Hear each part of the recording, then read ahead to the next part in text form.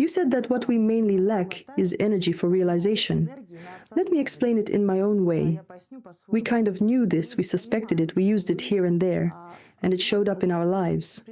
But we didn't have enough energy, enough attention, to connect the dots and draw a conclusion or make a decision, and then act differently based on that new awareness. We just didn't have that, so that's what it is. This was all familiar moment.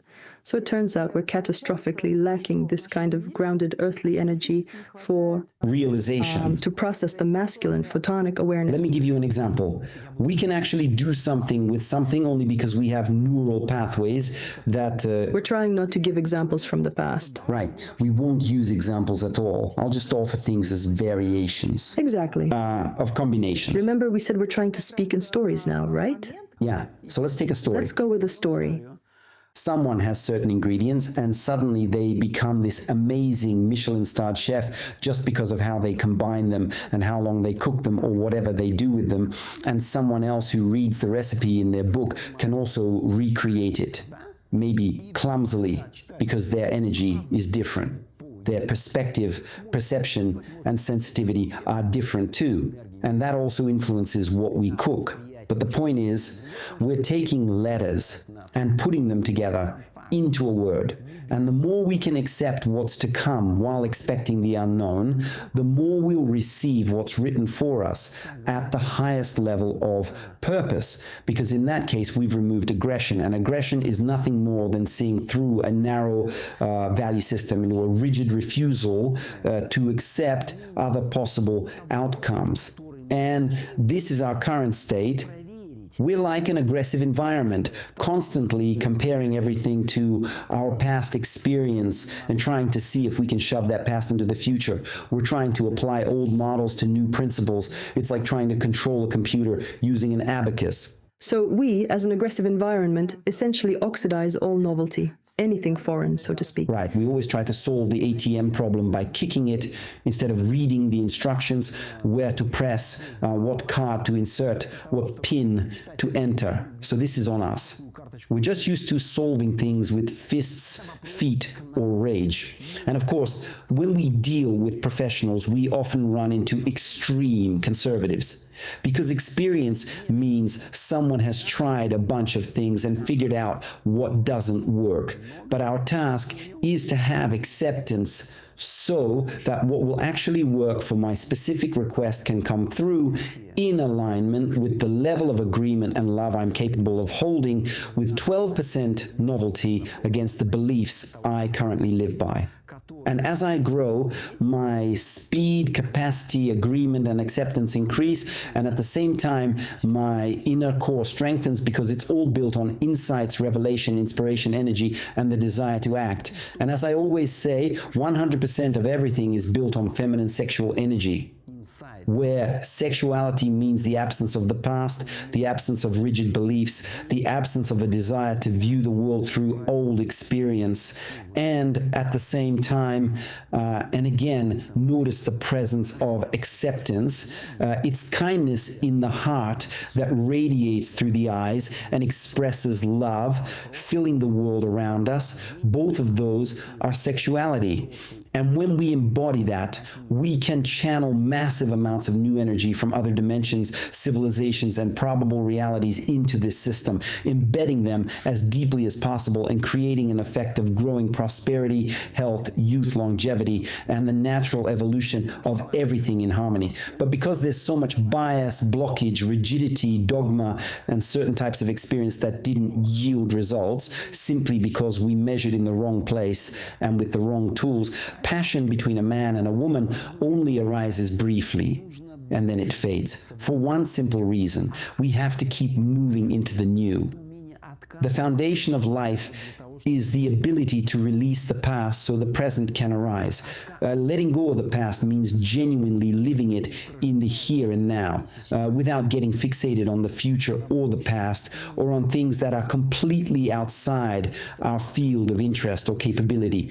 Like I always say, when you receive some kind of information, immediately ask yourself, will this make me healthier, wealthier, younger, and will it extend my life? So it turns out that people who constantly lean on the past, who recall the past and keep bringing up examples from it, they haven't truly lived through it. They held something back, suppressed something. They were living in tolerance, in false values and distorted worldviews. For example, I don't use the terms good or bad. I use adequate perception.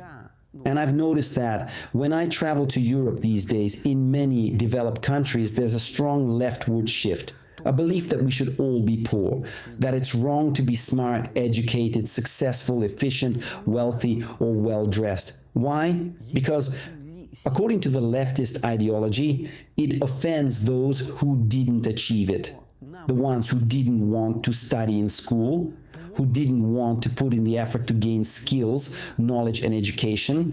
So they justify people who, let's say, behave poorly. And so the focus shifts away from curiosity, growth, innovation, abundance, creativity, and efficiency, and toward degradation and the urge to conform not to the best, but to the worst. It's like how it was in school back in the day. If you were a straight A student, you were a loser. You had to be flunking out to be considered a cool guy.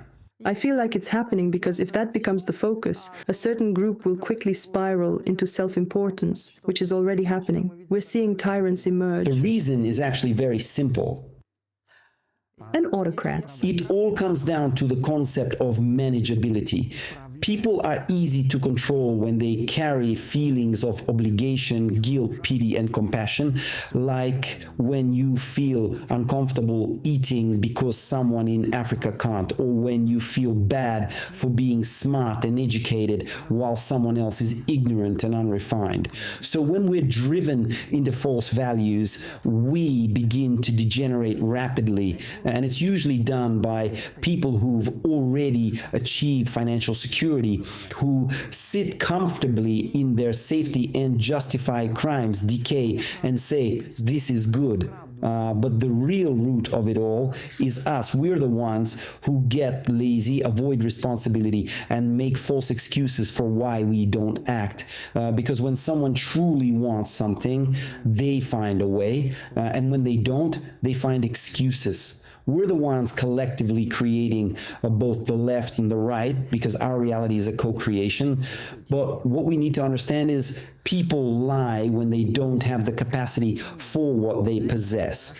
Whether it's power, a high position, an official role, or creative potential. When they start identifying with those things, that's when deception sets in. What is a lie? It's a misalignment with what actually is. That's why in AI, verified information is so critical. Information that's not skewed by the left or right, and that reflects reality. But does truth even exist? In a way, yes, but only under certain conditions. I mean, what is truth? At sea level, water boils at 100 degrees Celsius. But if you climb a few kilometers up into the mountains, it starts boiling at 80 degrees, then 60 degrees, then 50 degrees, then even 40 degrees, because the pressure is lower, and you won't be able to get it to 100 degrees unless you create a specific pressure. So it's all about context.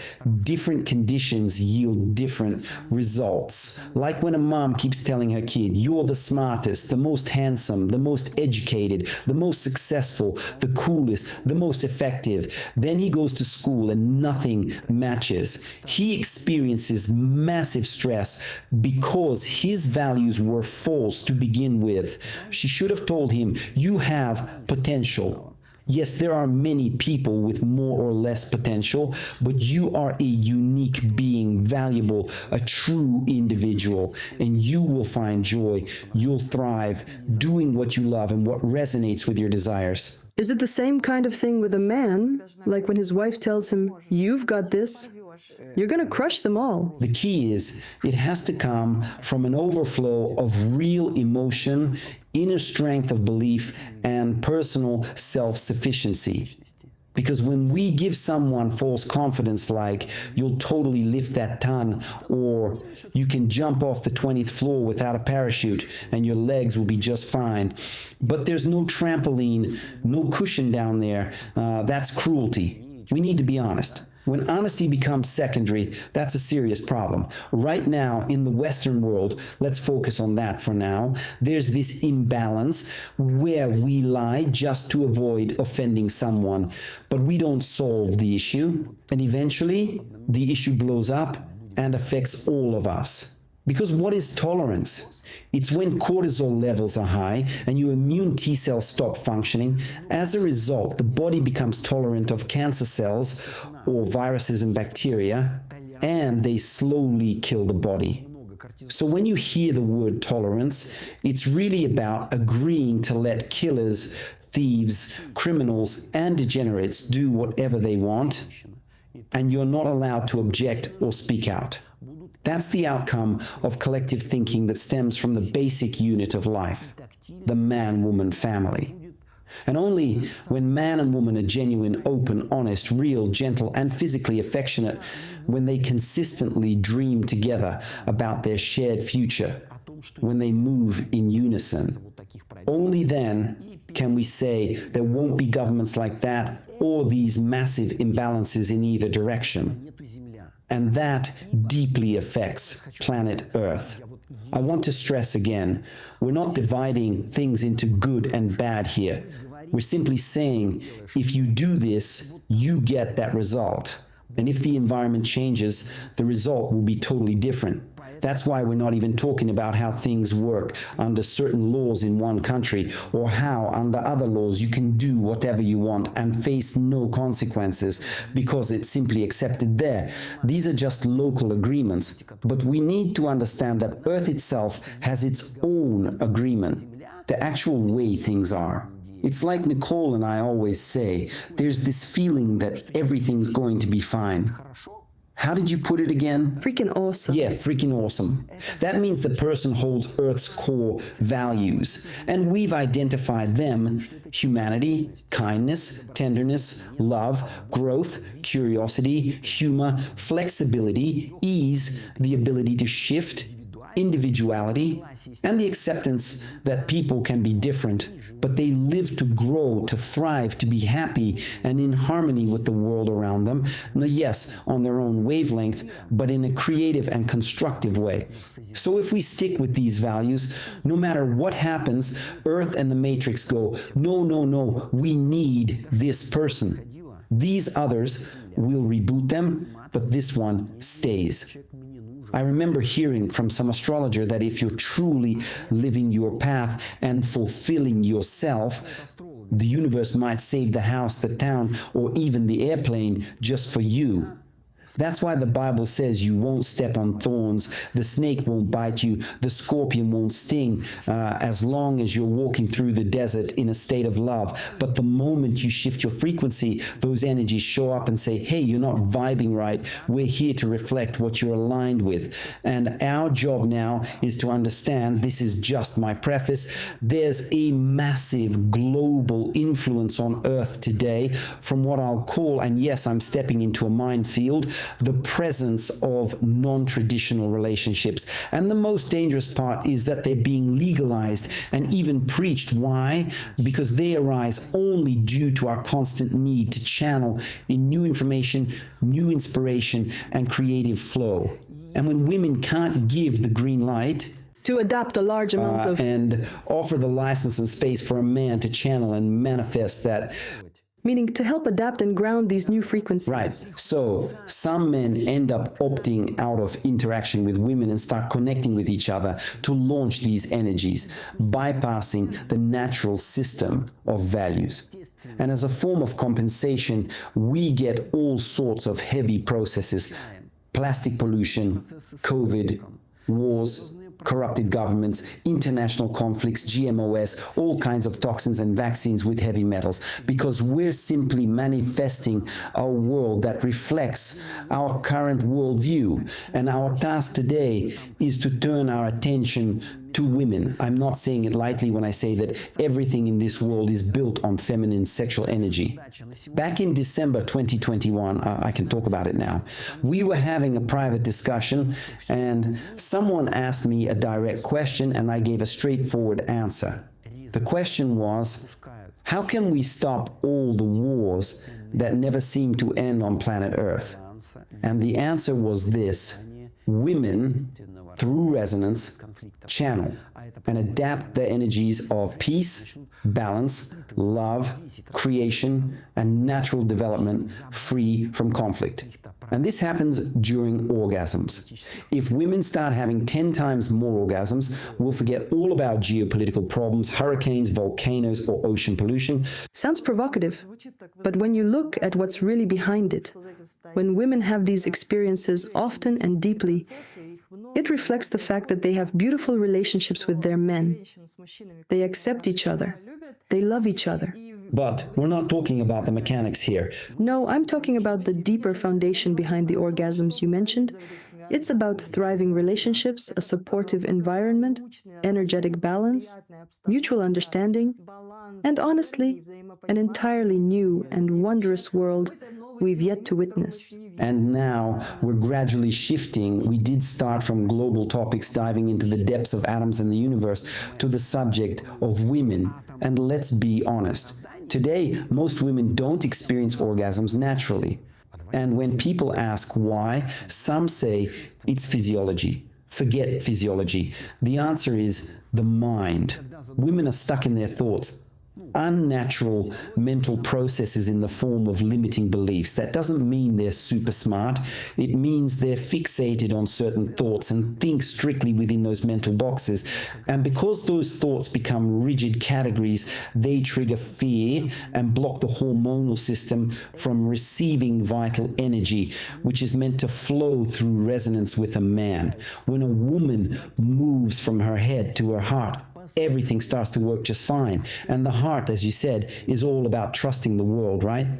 There were two phrases about the inner and the outer. Inner alignment with the world and trust in the world outside. Right. So when you're in harmony with the world within, you can trust and believe that things will work out for you on the outside. The inner world is the feminine state. The outer world is masculine. When the woman resides within, making up 88%, the remaining 12% go toward growth, clearing out what's already lived through and bringing in the new. That's why, remember I said this, or if you do something, do it with pleasure or joy. Men with pleasure, women with joy.